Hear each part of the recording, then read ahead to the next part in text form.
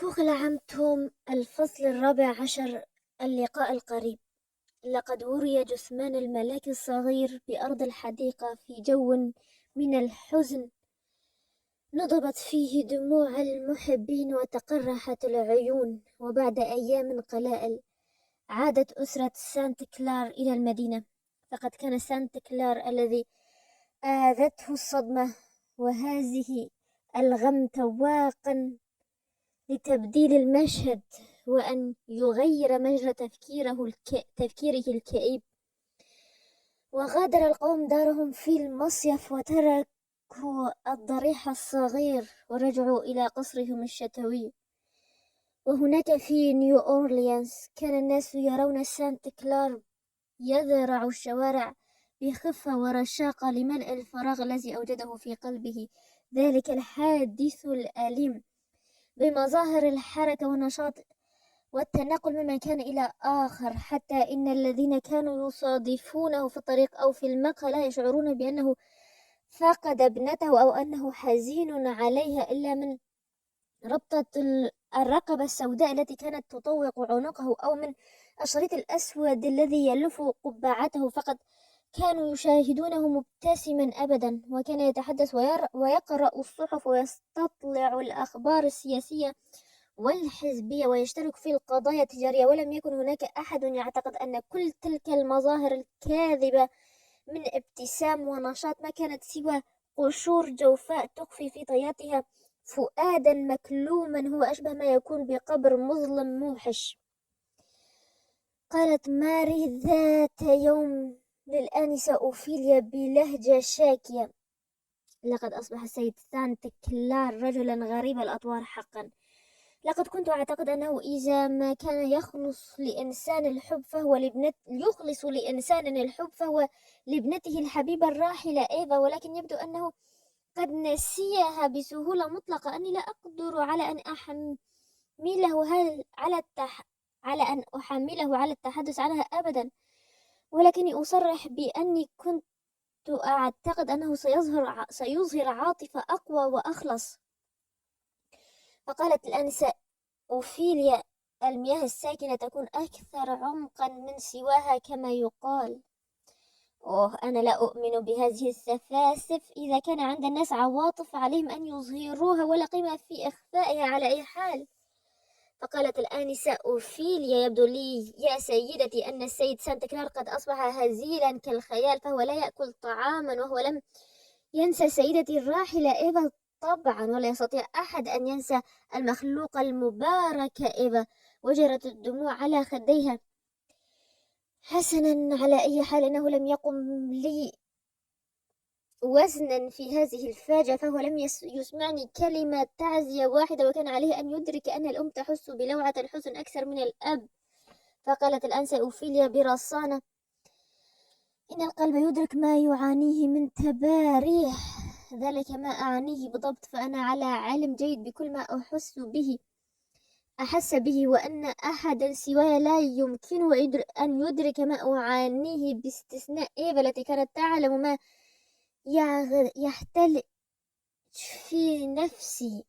يعتلج في نفسي، وكأنها يا للأسف قد رحلت عني، ولكنها يا للأسف قد رحلت عني.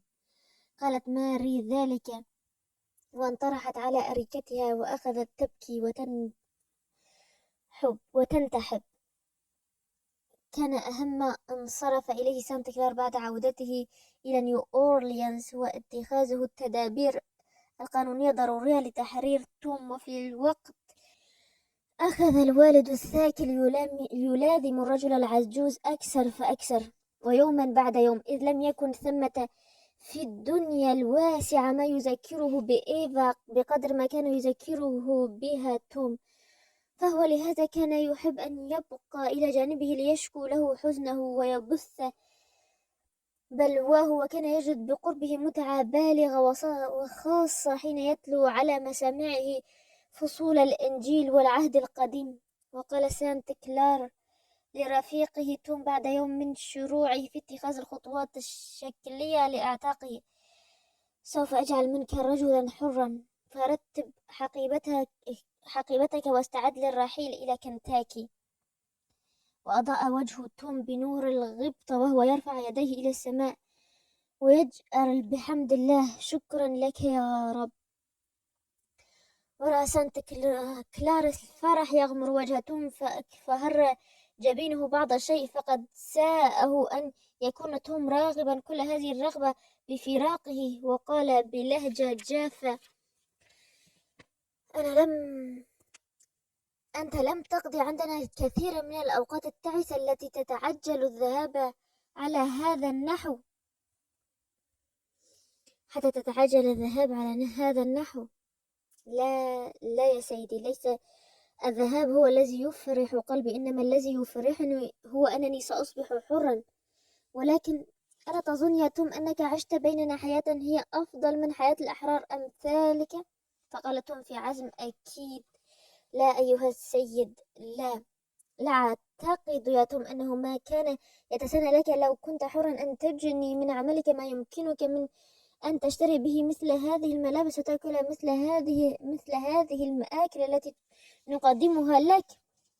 هذا صحيح يا مولاي، فقد كنت كريم النفس معي سخيا جدا، ولكن يا سيدي أفضل أن تكون ثيابي رثة وبيتي حقيرا وأثاثي حطاما، وأن تكون هذه الأشياء ملكي على أن أتمتع بأفضل منها وهي ملك غيري من الناس. وأعتقد أن هذا الإحساس طبيعي، ولا أخفي عنك أني سأبقي معك ما دمت تشعر بالهم والقلق. فقال سانت كلار وهو يتطلع إلى الحديقة ملكوم الفؤاد: ما دمت أستشعر الهم والقلق، ولكن هل تعتقد أن لحزني انقضاء؟ فأجاب بتوم: عندما يغدو سيد سانت كلار مسيحيا. ابتسم سانت كلار نصف ابتسامة وهو يبتعد عن النفس ويضع يده على كتف توم: وهل تعتزم أن تبقى طويلا حتى ينبلج فجر ذلك اليوم؟ يا توم، إنني لا أشفق عليك حتى أبقيك قربي إلى تلك الساعة. ألا يجب أن تذهب إلى زوجتك وأولادك وتحمل حبي. ومذ أن غاب وجه إيفا الجميل عن نواحي البيت وملاعب الصبا، والآنسة أوفيليا تحس بفراغ قاتل في حياتها لا مجال لتعبئته، لهذا فقد انصرفت بكليتها لتعليم توبسي القراءة وفنون إدارة المنزل، وكانت تحرص أن تلقنها مبادئ الإنجيل والتوراة في الدرجة الأولى. وأخيرا صارت توبسي سلوتها عن اليأس، فأخذت تحدب عليها وترى فيها المخلوق المرسل من الله لتهديها إلى الصراط المستقيم وتضطرها لسلوك معارج الفضيلة. وبالطبع فإن توبسي لم تتقلب بين ليلة وضحاها إلى فتاة قديسة، ولكن موت إيفا وما زودتها به من نصائح قبل وفاتها أحدثت تغييرا كبيرا في نفس توبسي، فقد تخلصت من بلادتها تلك التي عرفت بها وحل محلها حساسية وأمل وشوق لعمل الخير ونضال متواصل لإرضاء أسيادها، وكانت دائما تتوجه نحو الصدق والإخلاص في كل ما تفعل. قالت الآنسة أوفيليا ذات مرة لسانت كلار وقد كانا يتجاذبان أطراف الحديث حول الطفلة توبسي ومدى ما أحرزته من نجاح وتقدم: أحب أن أوجه إليك سؤالا يا أوغستيان، ستكون هذه الطفلة لي أم لك؟ فأجاب سانت كلار بدهشة: نسيت أني قدمتها لك هدية؟ فقالت الأنسة أوفيليا: هذا صحيح، ولكنك لم تعطني إياها على نحو قانوني شرعي، فأني أريد أن تكون لي هذه الفتاة شرعيا وقانونيا. وما الذي يجعلك تطالبينني بهذا يا أوفيليا؟ أود في النهاية أن أذهب بها إلى إحدى الولايات التي تحرم الرق لأمنحها هناك حريتها، ولكي أضمن أن جهودي التي بذلتها في تثقيفها وتعليمها لم تذهب أدراج الرياح. فقد حاولت أن أجعل من توبسي طفلة مسيحية، ولكن ذهبت مجهوداتي هباء ولم تجد فتيلا، وأعتقد أنه لا يمكن إدخال العقلية المسيحية إلى هؤلاء الأرقام ما دام شبح الاسترقاق يتهددهم في كل لحظة. اللهم إذا ما كانوا خارج هذا المنزل، لذلك فإني ملزمة أن أطالبك بمنح صكا شرعيا يسمح لي بامتلاك الفتاة وحدي. حسنا حسنا، سوف أفعل. قال سانت كلار ذلك وأخذ يقرأ صحيفته. فقالت الآن سأوفيليا أريد أن أحصل على هذا الصك الآن. ولم العجلة؟ من الخير أن لا نؤجل ما يمكن أن نفعله الآن، وها هي الساعة مؤاتية، فإليك ورقة وريشة وحبرا، وما عليك إلا أن تكتب الصك. وظهرت على جبين سانت كلار مسحة من الاستياء والنفور لدى هذا المطلب الملح، فهو لا يستثيغ أولئك الذين يصرون على الطلب، ويحب دوما أن يسوف ويماطل شأنه شأن الكثيرين من رجال الأعمال. وصمت لحظة ثم قال: عجيب أمرك، ألا تثقين بكلامي؟ أريد أن يطمئن قلبي، ومن يدري فقد يخطفك الموت وقد تنكث بالوعود، وعندئذ تساق توبسي إلى سوق المازاد على مرأى مني ومسمع من أذني. وهنا تناول سانت كلار الريشة وكتب صيغة الهبة ووقعها باسمه، ثم قال وهو يقدمها إلى ابنة عمه: والآن أليس هذا سوادا على بياض يا آنسة؟ فابتسمت أوفيليا وقالت: حقا إنك شاب طيب، ولكن ألا يحتاج هذا الصك إلى من يشهد على صحته؟ أوه طبعا. وفتح الباب المؤدي إلى غرفة زوجته وقال: ماري، إن ابنة عمي تطلب توقيعك على هذا الصك، فاكتبي اسمك هنا. وألقت ماري نظرة سريعة على الورقة وقالت: ما هذا؟ شيء مضحك. لقد حبست ابنة عمنا أكثر صلاح لقد حسبت ابنة عمنا أكثر صلاحا من أن تقدم على هذه الأشياء الفاسدة. وأضافت وهي توقع اسمها في أدنى صك: ولكنها ما دامت شديدة الحرص على هذا الطلب فلن أتأخر عن التوقيع عليه. وبعد ذلك خرج سانت كلار إلى غرفة الاستقبال وتفرغ لمطالعة صحيفته التي ما زالت في يده، فلحقت به أوفيليا وجلست قربه بلطف وسألته وهي تحرك أناملها بحياكة الصوف: أوغستيان، هل فكرت في أن تضمن مستقبل رقائك في حال وفاتك لا سمح الله؟ فقال سانت كلار وهو يواصل القراءة: لا. إذا فقد يؤدي إهمالك هذا لإنزال أشنع المكاره بهم. وكان سانت كلار كثيرا ما يفكر هو بنفسه بهذا الموضوع، لكنه أجاب في لا مبالاة: حسنا، أريد أن أنجز الإجراءات التي تقيهم شر هذا المصير. فتساءلت الأنسة أوفيليا: متى؟ في يوم من الأيام. وماذا إذا حضرك الموت قبل ذلك؟ فطوى سانت كلار صحيفة وتطلع إلى ابنة عمه قائلا: ماذا دهاك يا أوفيليا؟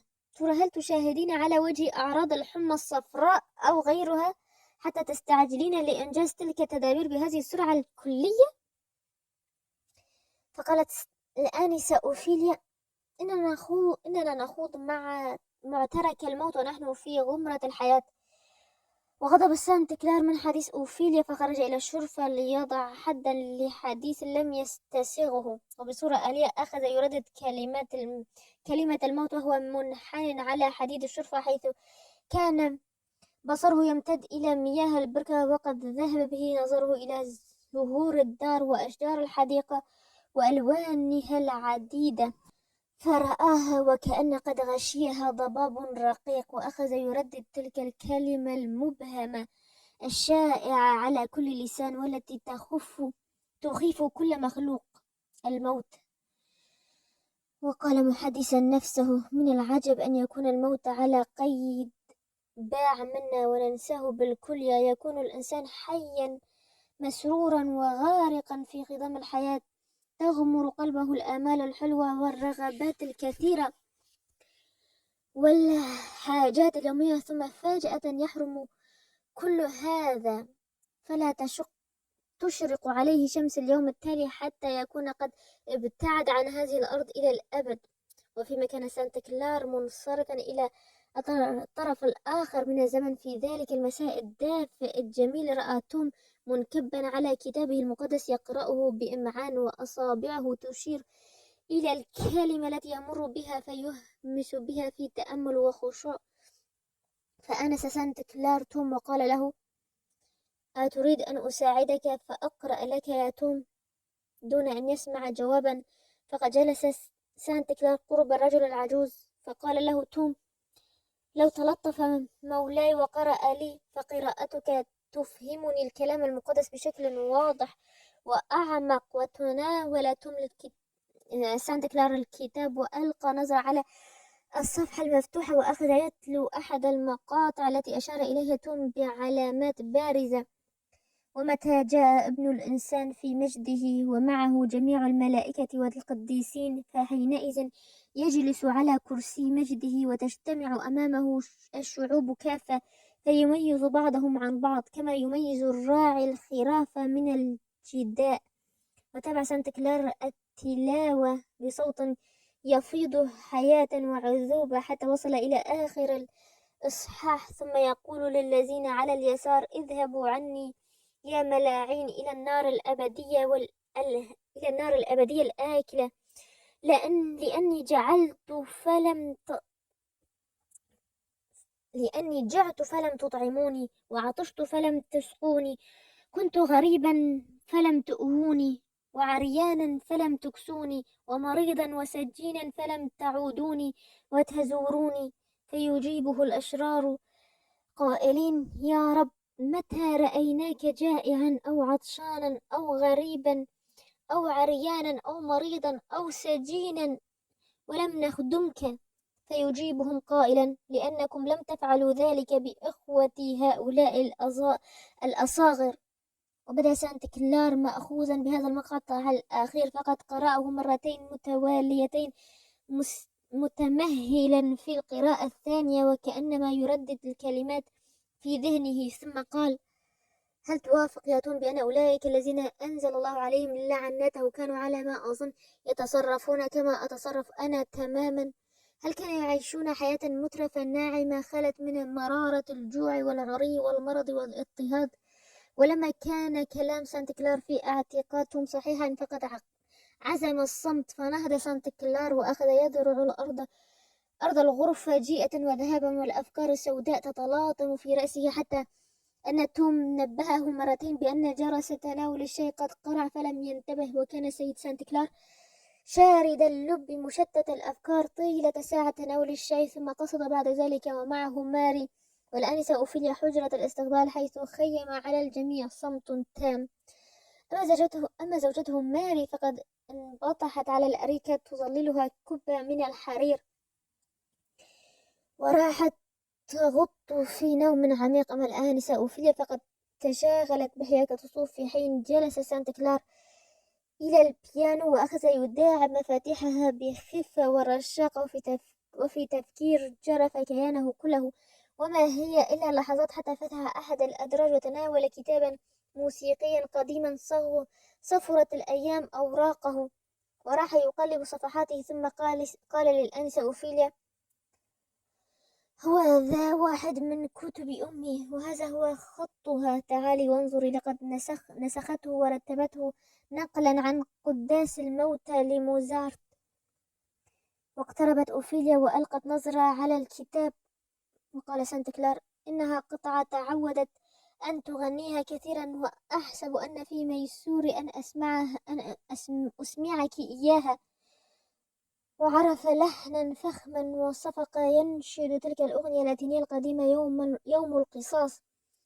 سأل سانت كلار الآنسة أوفيليا: ما رأيك في إنسان يدعوه قلبه وتلح عليه ثقافته وتناديه حاجات وطنه إلى القيام بعمل نبيل يصم أذنيه دون النداء ويتعامى عنه؟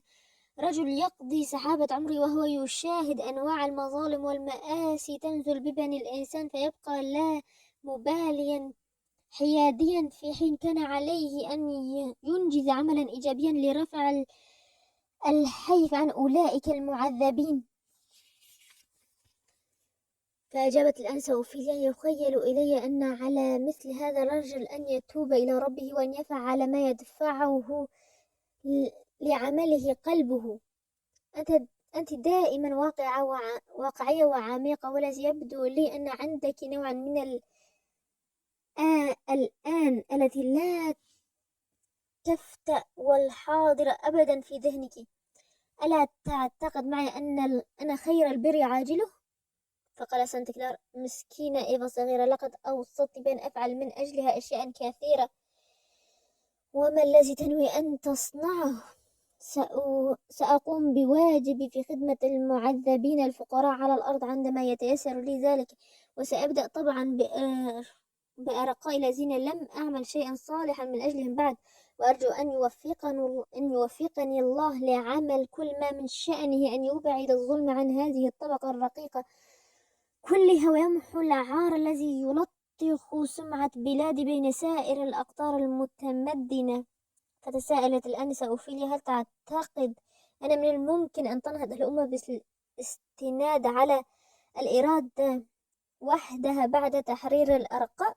فقال سانت كلار: أدري ما أقول وما أفعل يا أوفيليا، فعصرنا هذا هو عصر العمل الحق لا القول، وقد سرت في العالم موجة من الرحمة والإنسانية وكثرة البطولات وأعمال الخدمة البشرية في كل مكان على هذه الأرض. ولعلك تذكرين أن نبلاء هنغاريا قد عمدوا لتحرير عبيدهم الذين يعدون بالملايين، وتحملوا الخسائر المادية الضخمة المترتبة على هذا العمل النبيل. ومن يدري فقد يكون من بين مواطنين بعض ذوي النفوس الكريمة الذين لا يقيسون قيمة الشرف والعدل بالدولارات. وصمت الاثنان لحظة، وعلى وجه سانت كلار مسحة حزينة حالمة، ثم قال: لست أدري ما الذي يجعلني أفكر في أمي تفكيرا متواصلا هذا المساء، وأني لا أحس إحساسا غريبا وكأنما هي تقيم قربي. إني لا أفكر في أشياء كانت معتادة أن تقولها. غريب يا ربي، ما الذي يعيد إلينا ذكر الأمور الماضية حية قوية في بعض الأحيان؟ وزرع سانت كلار الغرفة بضع دقائق أخرى، ثم قال: أرى من الخير أن أقصد المدينة هذا المساء لأتسقط الأخبار، ولن أغيب إلا مدة قصيرة. تناول قبعته ومضى، ولحق به توم إلى خارج الفناء وسأله ما إذا كان يريد أن يصطحبه. فرد عليه سانت كلار: لا يا بني، سوف أعود بعد الساعة. وجلس توم على الشرفة. كانت أمسية مقمرة جميلة. فرح يتأمل انبجاس الماء من قسم البركة ثم سقوطها في طواحينها، وكان يستمع إلى خرير الماء المطرب. وخطر بباله نزله القديم وزوجته وأولاده، وتخيل الساعة يصبح فيها رجلا حرا فيستطيع العودة إلى أسرته متى شاء. ثم قاده تفكيره إلى ما يتوجب عليه من الجهد والمتواصل والدأب الطويل لشراء زوجته وأولاده. وامتدت يده فجأة إلى عضلات ذراعيه المفتولة، وشرع ينوع من الغبطة إذ رأى أن عضلاته القوية سوف تصبح بعد قليل ملكه وملك أسرته. وفكر في سيده النبيل وفي ابنته الراحلة إيفا الطاهرة، وتغلب عليه الكار فنام نوما عميقا، ونهض على قرعات قوية تضرب على الباب، وعلى صراخ عال ينبعث من وراء الباب. فأسرع توم إلى المكان الذي تصدر منه الجلبة، فرأى جماعة من الرجال يمشون بخطوات وتيدة، وهم يحملون جسما بشريا ملفوفا بعباءة وموضوعا على لوح خشبي. واستطاع توم على ضوء المصباح أن يتبين وجه الرجل المحمول على الأكتاف، فأرسل صيحة مؤلمة بائسة تجاوبت أصداؤها في أرجاء القصر كله. فتقدم الرجال إلى حجرة الاستقبال، حيث كانت الآنسة أوفيليا جالسة تحك صوف. وخلاصة ذلك الحادث المشؤوم أن سانت كلار قد دخل إلى أحد المقاهي ليبتاع صحيفة مسائية، وفيما كان يتصفح عناوين جريدة نشبت مشاجرة بين رجلين من رواة ذلك المقهى، وكانا مخمورين. فحاول سانت كلار وأثنان آخران أن يفصل بين المتشاجرين ويصلح بينهما، ولكن عبثا فقد استل أحدهما مدجته وأراد أن يضرب بها خصمه، فأصابت سانت كلار بجنبه بينما كان يسعى سانت كلار لانتزاعها من يد حاملها. ولدى وصول جميعهم وهم يحملون سانت كلار جريحا ضج المنزل بالصياح والعويل والندب والنحيب، وبكى الأرقاء ومزقوا صدورهم وألقوا بأنفسهم على الأرض وأخذوا يعولون، ولم يبق فيما بينهم أحد محتفظ برباطة جأشه وحضور ذهني سوى توم والأنسة أوفيليا. أما ماري فقد أصيبت باضطراب هستيري عنيف، وقد طلبت أوفيليا من الرجال أن يمددوا الجريحة على أريكا في حجرة الاستقبال. كانت قد أعدت سريعا فوضع الجسد الدامي عليها.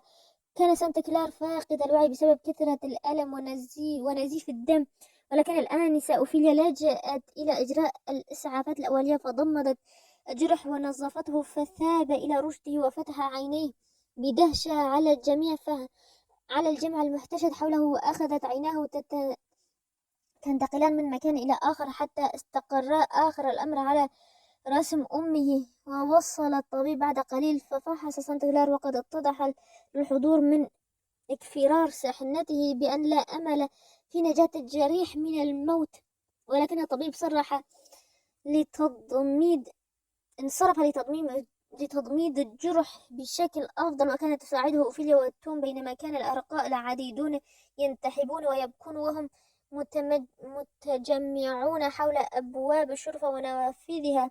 وقال الطبيب: ينبغي أن نبعد جميع هؤلاء الفضوليين من هنا. علينا أن نفتش عن أي شيء يدعو لراحة الجريح واحتفاظه بسكينة والهدوء. وفتح سانت كلار عينيه وحدق بالمخلوقات التعسة التي كانت الآنسة أوفيليا والطبيب يدفعانها إلى الخارج، وقال: مساكين. وطفت على وجهه علامات التوبيخ والتأنيب ذات مرير، ولم يستطع سانت كلار أن ينطق إلا قليلا. كان مستلقيا مغمض العينين، ولكن كان واضحا أن أفكارا مريرة كانت تراوده. وبعد برهة قصيرة وضع يده على كتف توم الذي كان راكعا إلى جانبه وقال: توم، إني أموت، صلي من أجلي. واندفع توم يبتهل ويصلي بكل قوته وروحه من أجل إنقاذ الروح المعذبة الراحلة التي كانت تنفذ إلى الوجود من خلال هاتين العينين الزرقاوين الحزينتين. كان يصلي صلاة حارة حقيقية تصحبها ابتهالات قوية ودموع مدرارة. وعندما انقطع توم عن الصلاة مد سانت كلار يده نحوه وامسك يده وتفرس به مليا دون أن ينطق ببنت شفة، ثم أغمض عينيه المتعبتين وطفق يدمدم ويهمهم أبياتا من أنشودة يوم القصاص الكنائسية، ويده ما تزال قابضة على يد توم.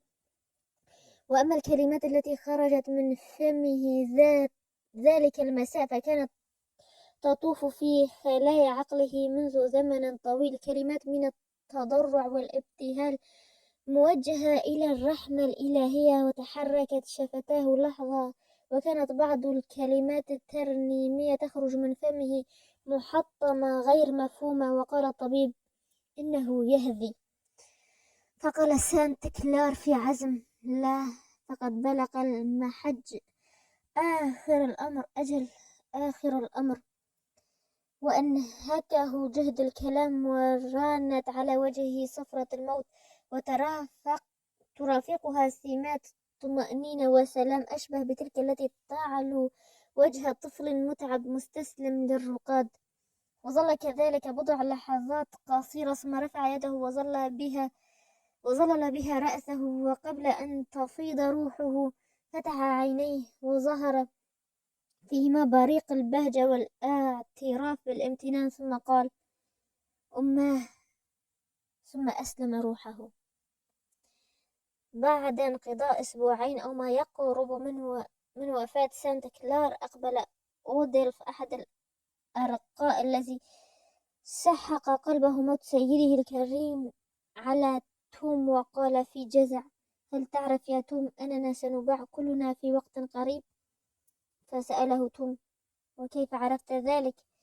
لقد سمعت مولاتنا ماري تحدث أحد المحامين حين كنت خلف السجوف فلا يراني أحد، وقد فهمت من كلامها أنها قررت أن بعد أن اتصلت عدة مرات بشقيق سيدنا الراحل أن تبيع البيت وجميع الخدم ما عدا ما تملكه هي شخصيا لتتمكن بعد ذلك من العودة إلى مزرعة أبيها. ومعنى هذا أننا سنباع عما قريب في المزاد العلنية توم. فقال توم: لتكن مشيئة الله، وطوى ذراعيه وأخذ يبكي وينتحب. إن الزمن لن يهود علينا بسيد مثل الذي فقدناه، ولكنني أفضل أن أباع في سوق الرقيق على أن أبقى تحت سلطة مولاتي ماري هذه. لم ينطق توم بحرف جوابا على هذا النبأ المؤلم، فقد كان قلبه يعتلج بالحزن والقلق، وبرز له طيف حريته وانطلاقه والعودة إلى منزله بعيد المنال. كمن تحطم قاربه على الشاطئ فأدرك الأمان ولكنه لم يحتفظ به، أو كمن يشكو العطش فراح يعلل نفسه بما يراه أمامه ظانا أنه ماء فإذا هو سراب. ومنذ تلك اللحظة أخذ توم يودع تلك الأحلام التي كانت تمنيها بها نفسه، وشد على صدره وراح يذرف دموع مريرة. ثم حاول أن يصلي. بعد ذلك رأى أن يلجأ إلى الآنسة أوفيليا التي باتت تعامله باحترام بعد وفاة إيفا، وقال لها: أرجو يا آنسة أوفيليا أن تساعديني، فقد وعدني سيدي المرحوم سانت كلار أن يمنحني حريتي، وقال أنه شرع في اتخاذ الإجراءات اللازمة لذلك، فهل يمكنك أن تتفضلي وتحدثي مولاتي في موضوع هذا؟ علها تنجز هذه المكرمة التي حال الموت سيدي دون تحقيقها. فقالت الأنسة أوفيليا: سوف أحدثها بالأمر يا توم، وسأبذل جهدي لإقناعها. وتحاملت الأنسة أوفيليا على نفسها وقصدت غرفة ماري لتبحث معها أمر تحرير توم، فوجدتها تنتقي هي وجين نماذج من القماش الأسود الرقيق. وقالت ماري: وقد وقع اختياره على أحد النماذج هذه جيدة، ولكن لست على يقين من أنها تصلح للبس الحداد 100%. فأنبذت جين إلى الحديث في الطلاقة. ولملا لقد ارتدت زوجة الجنرال دريبن ثوبا من هذا القماش بعد وفاة زوجها في صيف المنصرم، ولقد كان حقا ثوبا لطيفا. وهنا التفتت ماري إلى الآنسة أوفيليا وسألتها: ما رأيك؟ فقالت الآنسة أوفيليا: إنها مسألة عرف على ما أظن، وفي استطاعتك أن تقرري أفضل ما أستطيع أنا. أتريدين حقا أنني لا أملك ثوبا واحدا أستطيع أن ألبسه في هذه المناسبة؟ ولما كنت عازم على أن أغادر المنزل في الأسبوع القادم، فقد غدا لزاما علي أن أبتاع ثوبا أسودا جديدا. وستذهبين بهذه السرعة كلها؟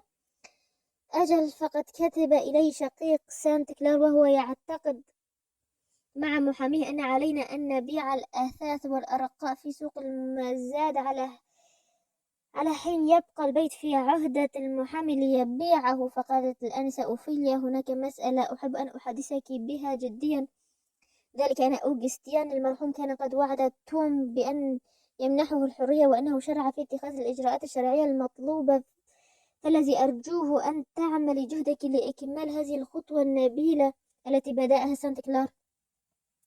لا، أني لن أعمل شيئا من هذا القبيل، فتوم من أغلى الأرقاء عندنا، وليس في استطاعتي أن أفرط به مهما كان الأمر. ولكن قولي لي بربك، ما الذي يسعى وراءه من إطلاق حريته؟ وما عساه أن يفعل؟ وأعتقد أن من الخير له 1000 مرة أن يظل عبدا رقيقا أفضل من أن يعيش جائعا عريانا. فقالت الآنسة أوفيليا: ولكنه تواق للحرية، وقد وعده سيده سانت كلار المرحوم بإعتاقه.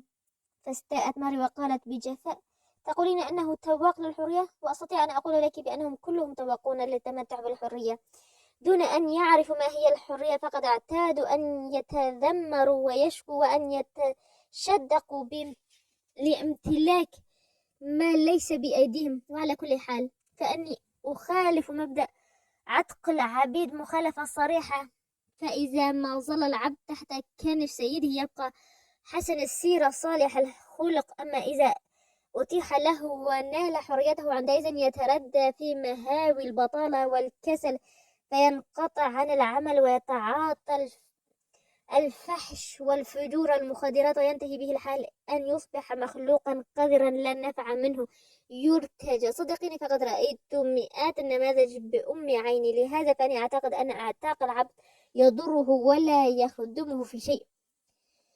ولكن توم رجل مستقيم ونشيط وحسن السيرة، لست بحاجة إلى من يخبرني عن حقيقتهم، فقد شاهدت مثله من الأرقاء بالمئات الذين يحافظون على سلوكهم الحسن ما داموا في خدمة السيد يتعهدهم بالعناية، أما إذا نالوا حريتهم فهم ينقلبون أناسا آخرين.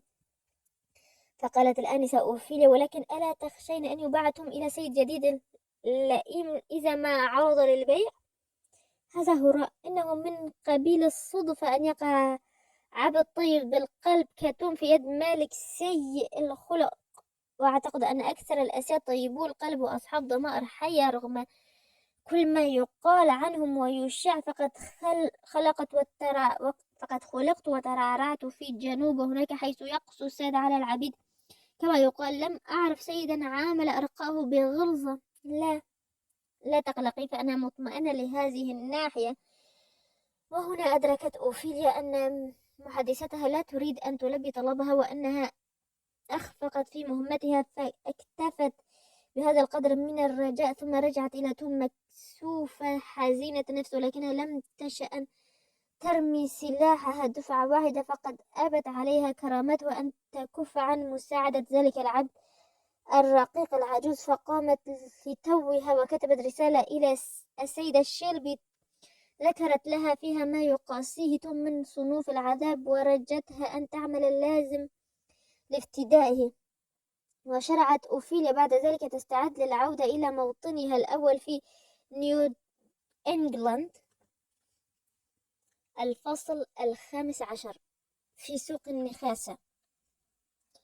سيق العبيد الذين تركهم سانت كلار بعد موته بما فيهم توم وأوديلف إلى سوق النخاسة، وأدخلوا مستودع الرقيق حيث يمكثون قليلا قبل أن يعرضوا على البيع بطريقة المزايدة العلنية. وكان توم يحمل حقيبة كبيرة ملأة بثياب شأن معظم الأرقاء رفاقه. هناك في المجمع الطويل وجدوا عددا غفيرا من الرجال الأرقاء المعدين للبيع على اختلاف الأعمار والأحجام، وكان هذا الجمع يلهو ويعبث وضحكاتهم تتعالى في الجو. وقال السيد سيفس النخاس: ها أهلا وسهلا، ادخلوا يا أبنائي ادخلوا. ثم التفت إلى زنجي كان يرسل فكاهات نابية وضيعة تثير ضحك القوم، وقال: سامبو، لا تبخل على زبائننا الجدد بنكهاتك، أن أرقائي يجب أن يكونوا دائما على غاية من المرح والبشر. وكان بديهيا أن يشمئزتهم من صيحات القوم وضحكاتهم ومن مشاركتهم، فجلس على حقيبته مشيحا بنظره عن الجمع، وسادا أذنيه عن صياحهم، وراح يغفو وقد أسند رأسه إلى جدار الغرفة. والمعروف أن المتاجرين بالأرقاء يبذلون جهودهم القصوى لإحاطة العبيد بجو من الطرب الصارخ، ينسون في غمرته بؤسهم وشقائهم ويلهيهم عن التفكير بمصائرهم، وأن التدريب الذي سلكه النخاسون في كسب رضا الأرقاء المؤقت كان من التنظيم بشكل يبعث على الدهشة، فكل زنجي يعرض للبيع في الأسواق الشمالية، وحتى وصوله إلى الجنوب كان يحاط بعناية فائقة واهتمام بالغ. وأكثر ما كان يهم تجار الرقيق أن يجعلوا من عبيدهم طيلة تلك المدة أناسا عديمي الشعور، قساة القلوب، غلاظ الكبد. فالنخاس يعيد أرقاء في فرجينيا أو كنتاكي، ثم يأخذهم إلى مكان صحي تناسب مزاجهم فيه ماء غزير، فيطعمهم الأغذية المسمنة ويعلفهم علفا سخيا يوما بعد يوم. وإذا كان بعض العبيد يصابون بالهزال رغم هذه العناية، فيهرع التاجر عندئذ للترويح عنهم بالعزف والشرب والعربدة طوال النهار، فيسمعهم موسيقى بلادهم بالآلات العبيد ذاتها، فيسرون ويهزجون ويرقصون على أنغام الموسيقى الهندية. وأما العبيد الذين يعصون أوامر النخاس ويرفضون الأخذ بأسباب المرح والبهجة، فيعتبرون عناصر خطرة، وتنزل بهم أصناف التعذيب والتنكيل. وبحكم هذا التدريب يرى أولئك البائسون أنفسهم مضطرين للتظاهر بالفرح طمعا في أن يشتريهم سيد الشهم، أو ليتفادوا عذابا مضنيا قد يسومهم به النخاس إذا ما أظهر سوق المزاد أنهم بضاعة غير مرغوب فيها وكاسدة. ماذا تفعل هنا أيها العبد؟ ما بالك؟ قل. قال سام مخاطبا توم بلهجة قاسية صارمة بعد أن ابتعد سيفس عن المستودع. وكان سام هذا عبدا أسودا فاحما ضخما الجثة نشيط الحركة ويفيض كرها وخبثا. فأجاب توم بأنات: سوف أباع بالمزاد العلني غدا. سيباع بالمزاد العلني؟ ها اسمعوا يا أولاد هذه النكتة. وحاول سامبو أن يتحرش بأدولف، فصرخ هذا في وجهه بأودلف: أرجوك أن تدعني وشأني. فقال سامبو: والآن أيها الأولاد انظروا إلى هذا العبد المبيض المفح بالروائح العطرية. واقترب منه وكأنه يريد أن يشمه، فزأر أودلف بصوت عالٍ: أقول لك ابتعد عني. ولكن سامبو استمر في تندره السمج، فما كان من أودلف إلا أن وثب عليه وراح يوسعه ضربا. وضحك الأرقاء وصاحوا صيحات الشماتة، وما هي إلا لحظة حتى كان النخاس بالباب وصرخ بهم وهو يهز صوته الطويل: ما هذا؟ أين النظام؟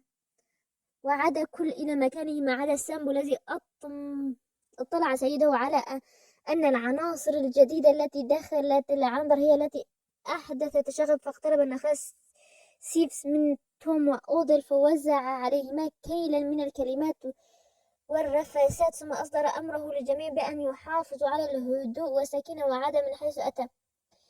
ذكرنا بعض ما كان يجري في مستودع الرجال حيث كانت توم وأودلف، أما ما كان يجري في مهجع النساء فيختلف عن هذا تماما. فقد كانت هناك مخلوقات لا عدد لهن ولا حد انبطحن على الأرض، وفيهن الألوان المختلفة، أشياء من الأبنوس الصرف حتى الأبيض وكذلك كنا يتراوحن في الأعمار من الطفلة حتى الشيخ العجوز. فهذه فتاة جميلة لا يزيد عمرها عن 10، بيعت أمها فتراها تبكي وليس من يكفكف دموعها الغزيرة التي ذرفتها. وتلك زنجية عجوز معروقة الجلد تنبئ ذراعها الهزيلتان وأصابعها عن شدة كفاحها في الحياة، فهي تنتظر أن تباع غدا كما يباع المتاع السقط بثمن زهيد أو بدراهم معدودات.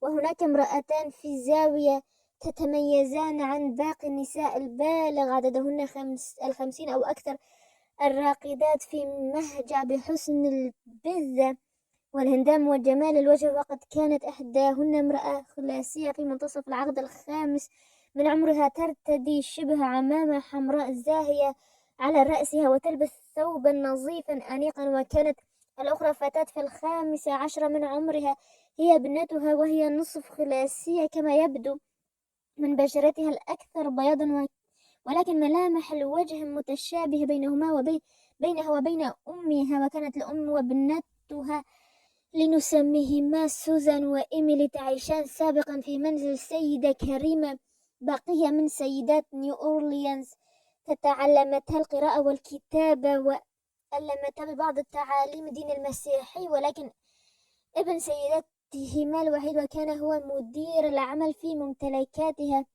ممتلكات والدته، كان طائشا مبذرا، فانتهى به الأمر إلى الإفلاس، فكان لزاما عليه أن يبيع أرقاءه في سوق النخاسين بما فيها سوزان وإيميلي.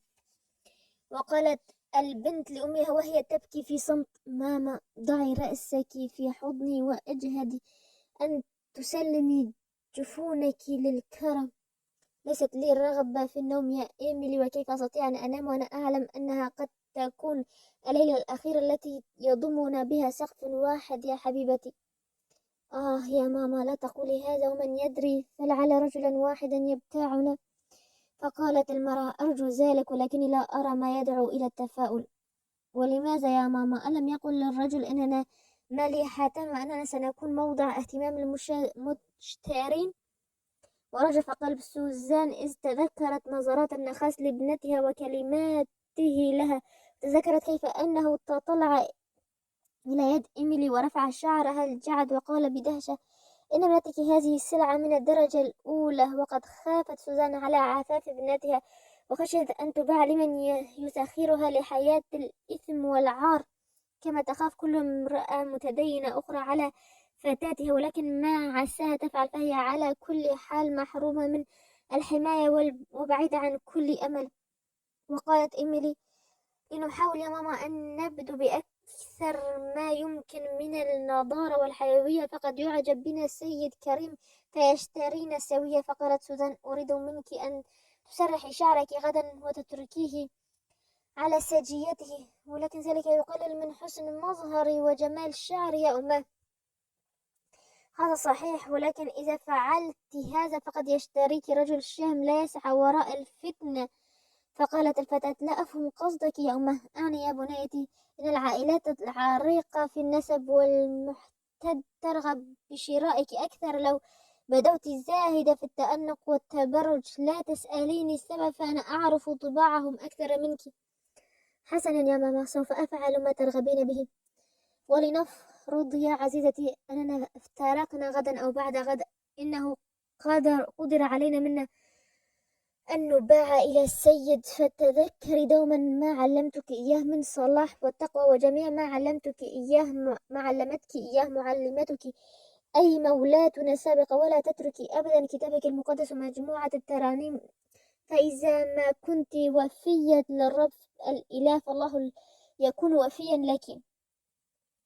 وتحت رواق كبير ضخم كان رجال من مختلف الأمم يزرعون الأرض المبطنة بالرخام جيئة وذهابا، وفي كل جانب من جوانب الرواق المستدير كانت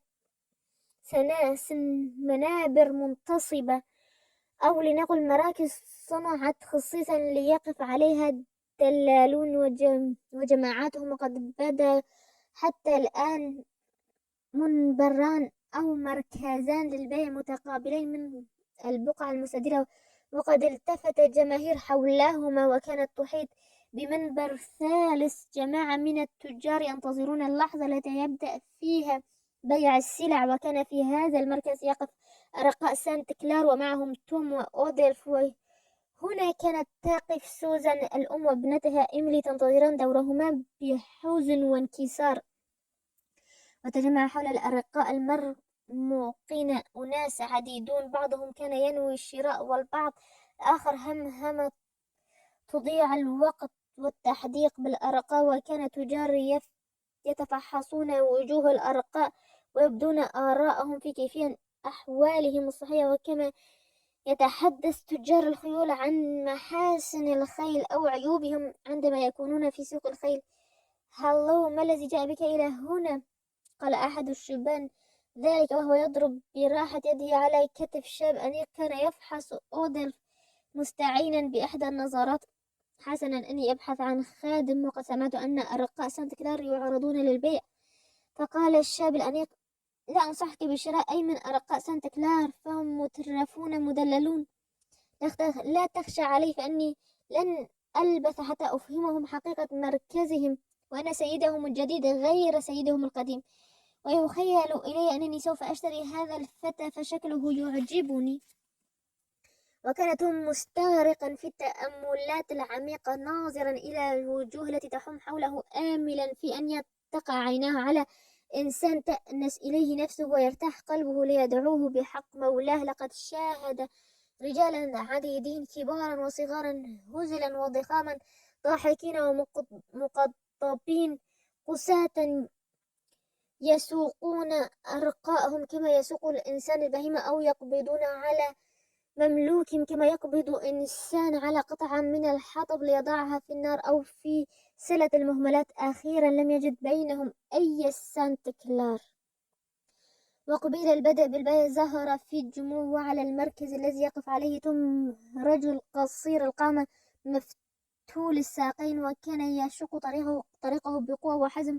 فتأمله توم جيدا بقميصه الرقيق بمنطاله القديم المتسخ ويشبه المرابين، حتى إذا بلغ الموقف الذي يقف عليه أرقاء سانت كلار أخذ يتفحصهم واحدا واحدا، ولم يكد توم يراه قويا حتى شعر بقشعريرة ذعر مفاجئ، إذ كان واضحا أن الرجل قد على قصر قامته يبدو قوي الجسم رديء الطبع، فكان ذا فم ضخم كبير متسخ يمضغ لفاف التبغ ويبصق بعصارة التبغ بين الفين والأنفين على الأرض. وكانت يده الكبيرتان إلى درجة قصوى يعلو ساعديه شعر كثيف وقذر، وكانت أظافره كريهة بشكل يثير التقزز في النفس. وحين وصل الرجل بفحصه إلى توم أمسكه من فكيه واضطره أن يفتح فاه ليرى أسنانه، كما أكرهه أن يخلع رداءه ليرى عضلاته، ثم طلب منه أن يقبل ويدبر ويقفز ويثب. بعد ذلك سأله باختصار: أين نشأت أيها العجوز؟ فأجابه توم وهو يتطلع حوله كمن يحاول النجدة من يد هذا الشرير، وقال: في كنتاكي أيها السيد. وما كان عملك؟ كنت أعني بمزرعة مولاي. فقال الرجل: غير معقول. وتابع الرجل الغليظ سيره، ثم وقف فجأة أمام أوديلف وبصق بعدها مقدارا كبيرا من عصارة الطبغ على حذائه الملمع، ومضى في سبيله حتى إذا بلغ حيث كانت سوزان وابنتها إيميلي. تسهل في الفحص ومد يده القذرة الغليظة إلى ذراع البنت وشدها نحوه، ثم مد يده إلى عنقها وجذعها ولمس ذراعها بشكل مثير، ثم تطلع إلى أسنانها، ثم دفعها إلى صدر أمها التي كانت شاحبة الوجه خوفا على ابنتها من كل شرير صلف يعتدي عليها بنظراته أو بلمساته. وارتاعت الفتاة وأخذت تصرخ، فصرخ النخاس في وجهها: كفي أيتها الفاجر، ليس لك أن تنتحبي، ليس المكان للصراخ، فأنت معدة للبيع، والبيع القريب. وبدأ البيع فعلا، وبيع أودلف بثمن صالح للشاب الذي صام على شرائه من قبل. وتوزع أرقاء سانت كلار الآخرون بين المشترين المختلفين. وقال نخاس لتوم: والآن جاء دورك يا صاح، تقدم، ألا تسمع؟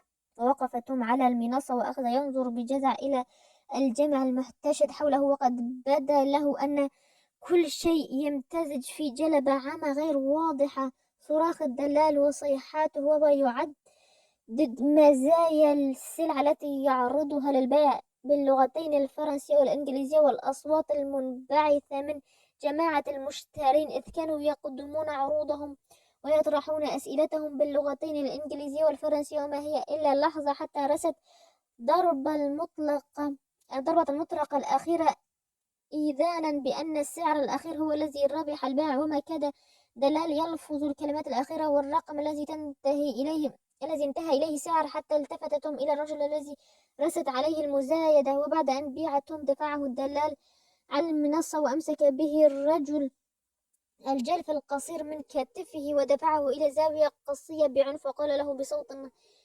أجش: قف هنا. ولم يفهم ما يرمي إليه هذا السيد الجديد، والمزايدة ما تزال مستمرة باللغتين الفرنسية والإنجليزية. وسقطت المطرقة من جديد، وهذا كان معناه أن سوزان قد بيعت، وها هي تنزل عن المنصة وتقف متريثة، وقد تطلعت إلى سيدها الجديد بلهفة وحرارة، وهو كهل تبدو على سماته إمارات الاحترام والمحتد الطيب، وتنظر بالوقت ذاته إلى ابنتها التي كانت تمد يدها نحوها، وقالت لسيد جديد: أرجوك أيها المولى، أرجوك أن تشتري ابنتي.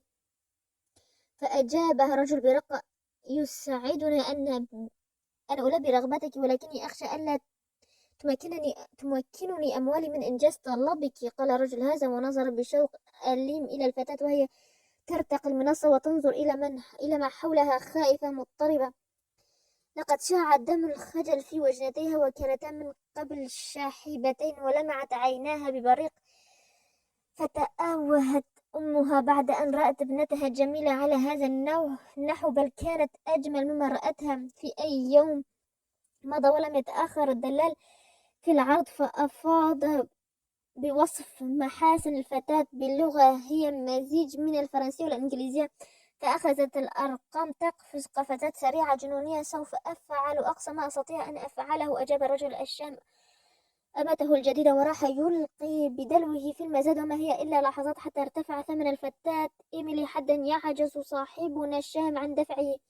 فلاذ بالصمت، وازداد الدلال صراخا وحماسا، ولكن المزايدين بدأوا يتركون ساحة المزاد واحدا بعد واحد، حتى إنه لم يثبت في الميدان غير مواطن أرستقراطي قديم، وصاحبنا مولى توم الجلف القصير القذر. وزايد الأرستقراطي ببضع دولارات قاصدا تخويف منافسه، ولكن هذا خصمه القصير كان أكثر منه عنادا وضخامة ومحفظ نقوده. وما هي إلا لحظات قصيرة حتى أعلن دلال أن المزايدة رست على القصير القذر، وهكذا استولى على هذا الشرس على الفتاة جسدا وروحا، إلا أن تأتيها رحمة من لدن الله. وكان سيدها هذا يدعى المستر ليكري، وكان يملك مزرعة قطن على النهر الأحمر. فانضمت إلى توم ورجلين آخرين، وغاصت ببكاء مرير. الفصل 16. وراء النهر الأحمر. كان مركب صغير حقير يشق عباب النهر الأحمر، وكان توم في ذلك المركب مغلل الأقدام والأصفاد في رسغه، وكان مرميا في القسم السفلي من المركب. ولكن تلك الأصفاد والأغلال لم تكن شيئا إزاء القيود النفسية التي تجثم على فؤاده. لقد خبأ نور تفاؤله، فلا أمل له في النجاة من الرق، ولقد خبأ كل نور في عينيه، فلا قمر ولا نجوم تلفت نظره. وقد أخذ يتذكر مجرى حياته، وصارت تمر به صور ماضيه ومستقبله كما تمر به آنذاك الأشجار الباسقة الخضراء.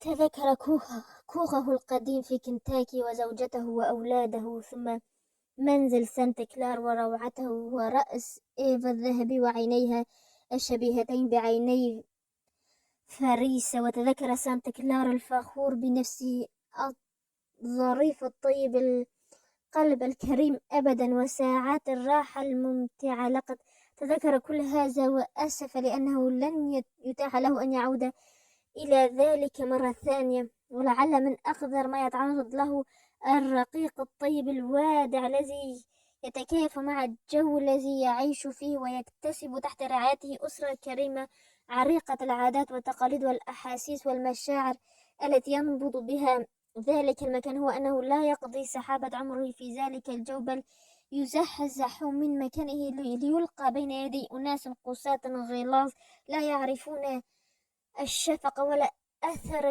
الشعور الرقيق في قلوبهم، وبالتأكيد كما تنتهي الكرسي أو الطاولة التي زينت في وقت ما قاعة الاستقبال الفخمة ثم ألقيت محطمة مشوهة في المطبخ.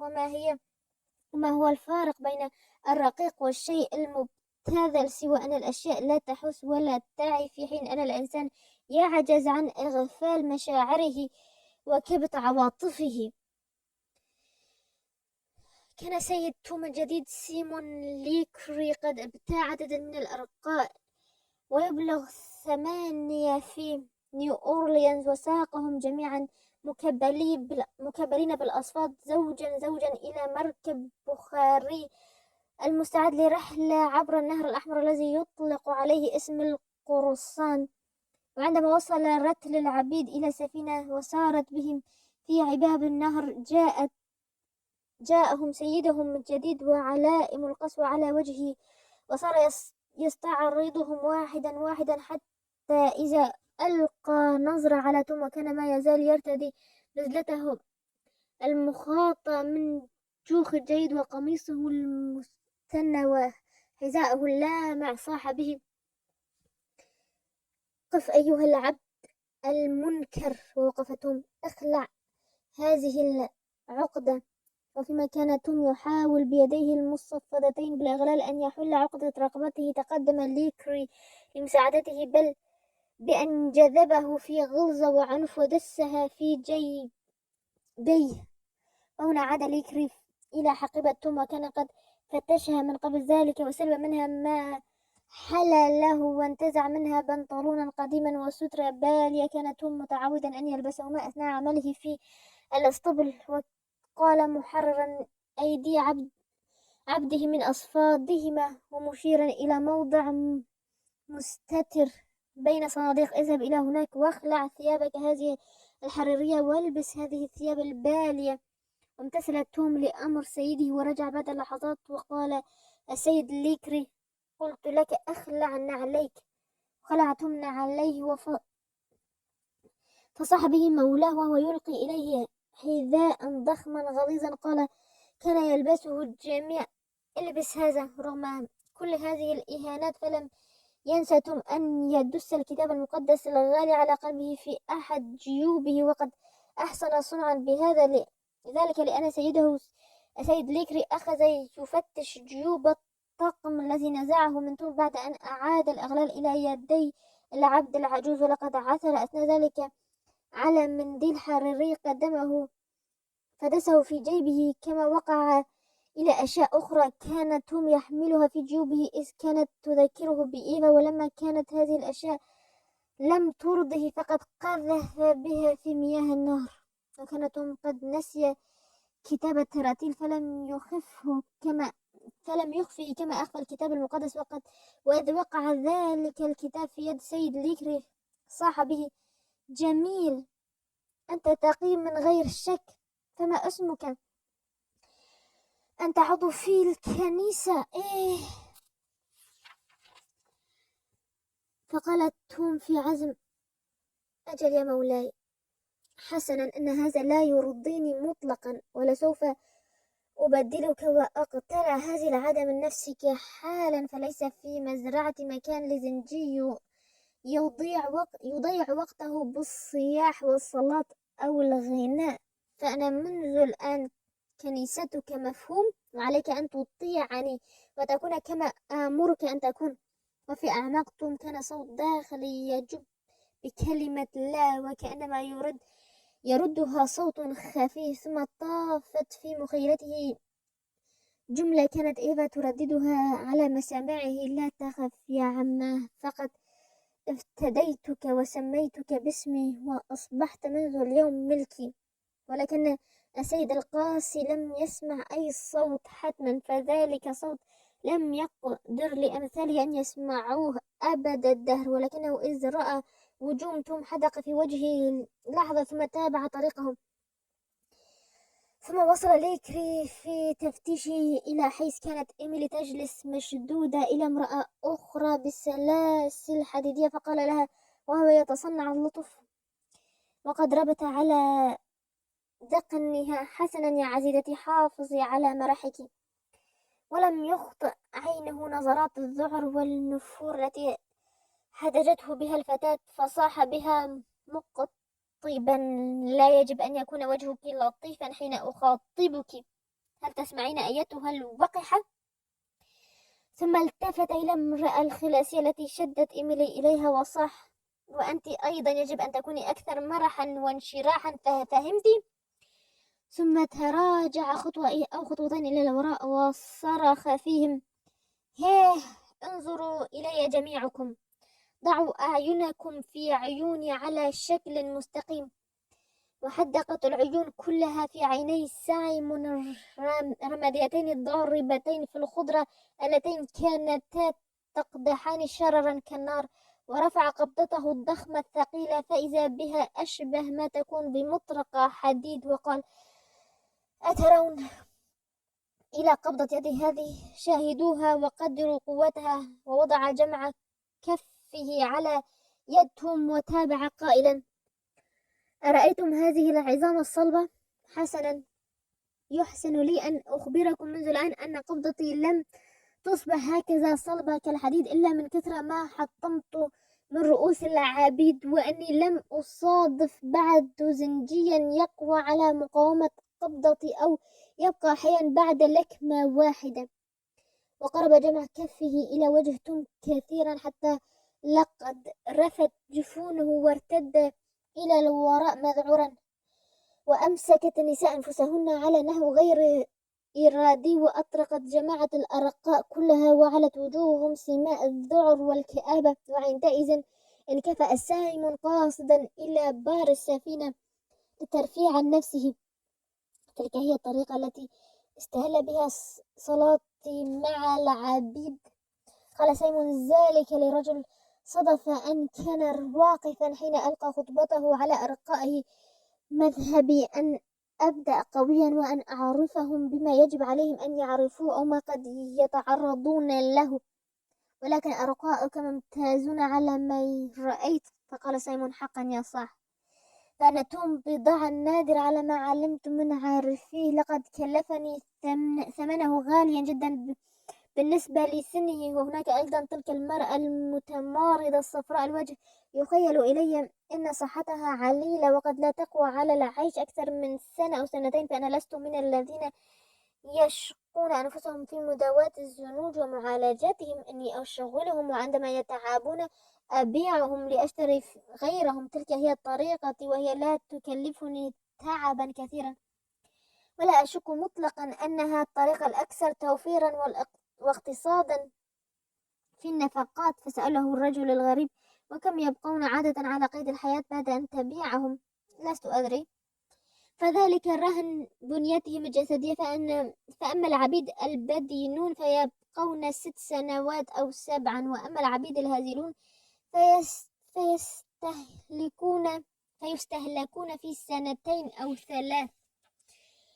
وبعد زمن ليس بقصير وصلت السفينة وحمولتها ومن عليها شاطئ إحدى المدن الصغيرة، فغادر ليكري المركب ومعه جماعته وساروا في اتجاه المزرعة التي استطاع ليكري أن يثري من ورائها في هذه الحقبة الأخيرة من حياته.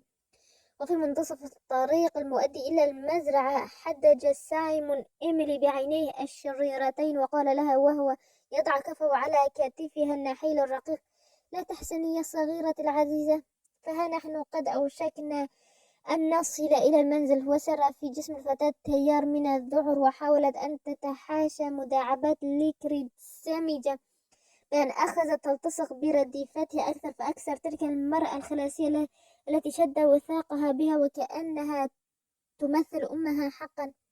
وأمسك ليكري بإذن الفتاة وقال: أحسب أنك لم تلبسي أقراطا في حياتك.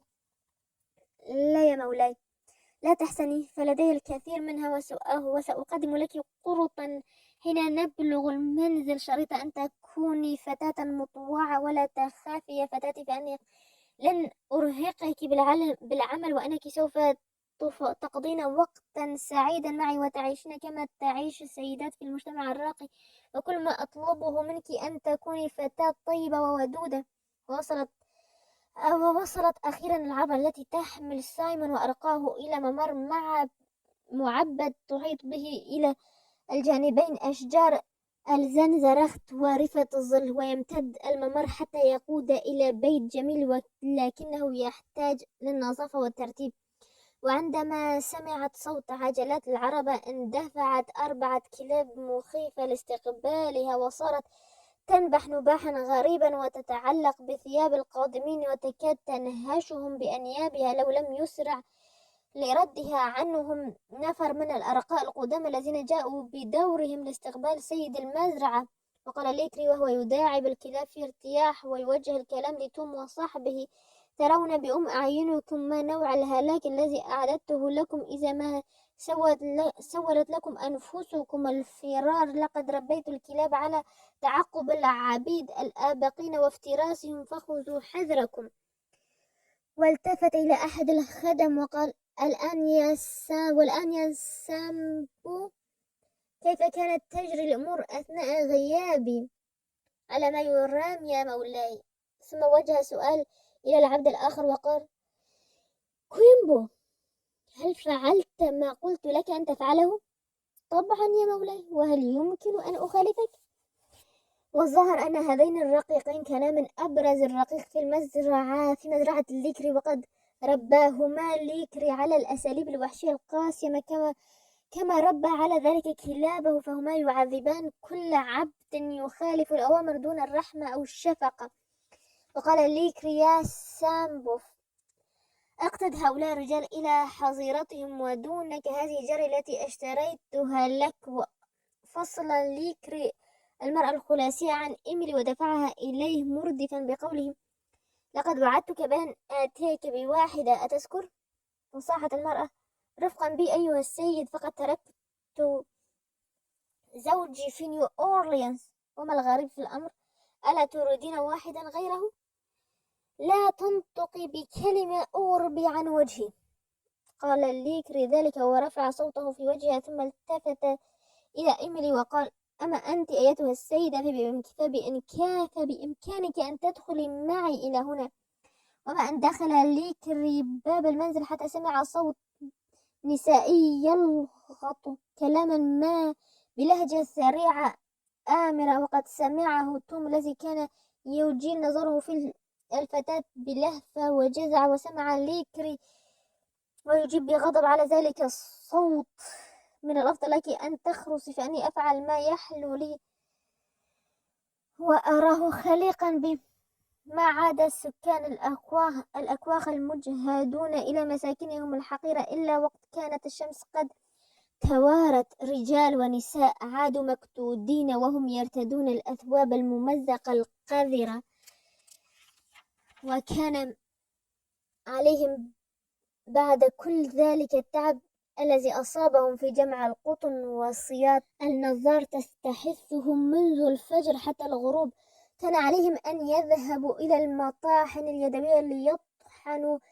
جرايتهم من الذرة ليصنعوا منها أرغف، فهي كل طعامهم للعشاء. إن موسم القطن كان في أوج احتداده، فكان يرى السيد أن جميع الأساليب المباحة لحمل الأرقاء على بذل أقصى جهودهم في جمع القطن. وقد يقول المترفون الناعمو الأيادي: ليس في جني القطن جهد أو عناء، فتقول لهم: صحيح أن لمس القطن لا يضني، ولكن فليعلموا أن في سقوط نقطة من الماء على الرأس شيء غير مزعج، ولكن أفظع أساليب التعذيب وتنكيل تكون في إسقاط الماء على الرأس بصورة مستمرة ورتيبة وعلى الموضع نفسه. وكذلك العمل في جني القطن، فقد لا يكون في حد ذاته مضنيا وشاقا، ولكنه يصبح مرهقا إذا ما كان ملاحقا دون الراحة الساعة بعد الساعة في تماثل رتيب، ومما يزيده صعوبة وطأة النظار ومضايقته المشتدة أبدا للعبيد.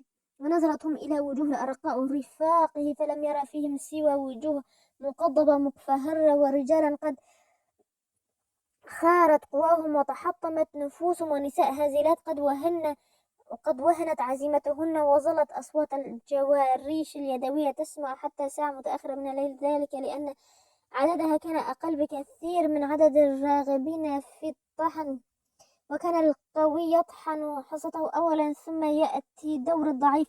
واقترب سامبو من المرأة الخلاصية وألقى كيسا من الذرة أمامها وقال: هيه أنت، ما الاسم الذي يدعونك به؟ فقالت المرأة: لوسي. حسنا لوسي، أنت امرأتي الآن، اطحني هذه الكمية من الذرة وأعدي لي عشائي منها، أسمعت؟ فقالت المرأة في يأس حاد: لن يتاح لك أن تسميني امرأتك ولن أكون لك، فاذهب عني ولا تعكر خاطري. ورفع سامبو قدمه بالتهديد: افعلي ما أمرتك به وإلا رفستك بقدم هذه، في استطاعتك أن تقتلني إن شئت، وكلما أسرعت بقتلي كان ذلك أفضل لي، فأني أتمنى أن أموت. وكان توم جائعا من جراء التعب ورحلة النهار الطويلة في حقول القطن، وكاد يقع على الأرض من شدة الإعياء والتعب، ولقد انتظر دوره في الطحن حتى ساعة متأخرة من الليل، كما أنه ساعد امرأتين متعبتين في طحن نصيبهما من الذرة وفي خبزها على نار خامدة. ثم مضى بعد عشائه، فشكرته العبدتان على عطفه وساعدتاه في إعداد خبزه، حتى إذا فرغ من تناول عشائه جلس يقرأ في الكتاب المقدس على ضوء النار. فتساءلت إحدى الجاريتين: ما هذا؟ فقالت: إنه الكتاب المقدس. أوه يا إلهي، إني لم أرى كتابا مقدسا منذ غادرت كنتاكي. فسألها توم بشوق: وهل نشأت في كنتاكي؟ نعم، وكانت نشأة طيبة، ولم أكن لأتوقع أن ينتهي بي المطاف إلى هذا المكان القذر. وهنا سألت المرأة الأخرى: وما هو ذلك الكتاب المقدس على أي حال؟ فأجابتها رفيقتها: ألم تسمعي أحدا يتحدث عن الكتاب المقدس؟ لقد كنت أستمع لسيدتي وهي تتلو منه أجزاء متعاقبة في كنتاكي، ولكن أسفي على ما وصلت إليه حالي، فهنا لا أسمع سوى الصخب والعربدة والأوامر. فقالت المرأة الأولى: اتلو علينا يا عم شيئا من كتابك. وتلا توم: تعالوا إلي يا جميع المتعبين والثقيلي الأحمال وأنا أريحكم. فقالت المرأة: هذا كلام حسن، من الذي قال ذلك؟ فأجابتهم: هو السيد المسيح. فقالت المرأة: ترى أين يقيم هذا السيد؟ ليت من يدلني على مكان إقامته لأذهب إليه، فقد أصبحت على ما يبدو محتاجة للراحة الماسة، فقد تشقق جلدي لكثر ما جلدني سامبو اللعين بصوته، فلا أكاد أغمض عيني حتى يوقظني البوق معلنا بزوغ الفجر والقيام إلى العمل. ليتني أعرف أين يقع هذا السيد حتى أخبره بما ألاقي. فقالت: إنه هنا، إنه في كل مكان.